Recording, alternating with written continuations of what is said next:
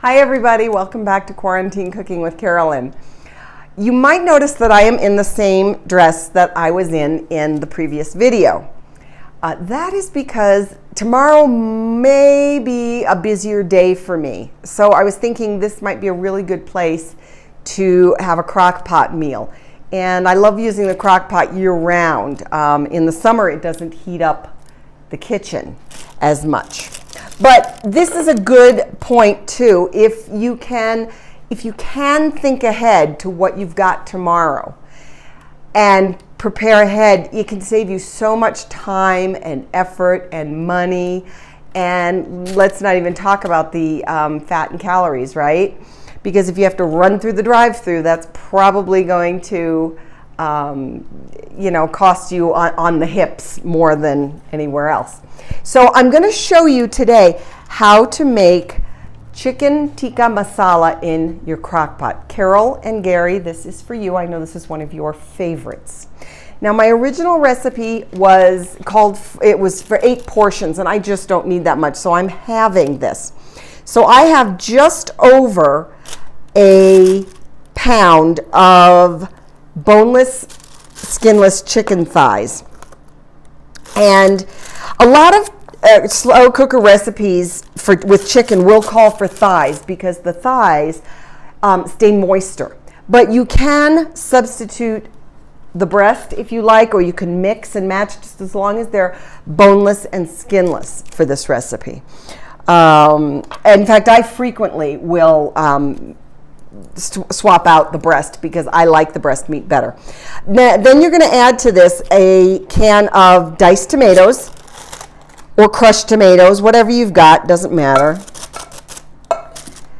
And about half of a small diced onion. I'm going to leave some of that behind. And we're going to need a half a tablespoon or so of garlic. That would be 1 to 2 cloves if you are actually mincing the garlic and not using the prepared stuff like I like. And then about a half a tablespoon of brown sugar. If you have dark brown sugar here, that will give you a little bit nicer flavor. But if all you have is the regular light brown, that's fine too. Now, here is your big flavor booster for this dish. This is called garam masala. This version is my own grocery store's brand. And this is a mixture of spices. It's got some chilies in there, some saffron, some turmeric, which by the way is good for inflammation. So it's got a variety of different things. Now, if you watched my hints and tips video that I made a couple of weeks ago, I talked about why I like my little spice tins so much. And I have a lot of reasons why I prefer these.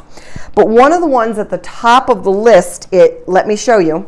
I need a tablespoon of this garam masala. That doesn't work, does it? Let's try a teaspoon. That doesn't work either. So then you try dumping it out like this, and it gets all over, right? So what I prefer to do is put it in my tins. And if you don't have the tins, or maybe you don't want to invest, you can buy these little Tupperwares from anywhere. I mean, the grocery store has them. These are made by Ziploc, little square ones like this. And I will dump all of this in there. And I may have to get a knife to get it all out. But it makes getting the spice out much, much easier. And there's less waste. So that's a tablespoon of the garam masala. And then you need 1/4 of a teaspoon of coriander and 1/4 of a teaspoon of cumin. I almost forgot what that was. And then you need about a half a tablespoon. No, I'm sorry, a tablespoon and a half, of salt. And that's all there is to this. So I'm going to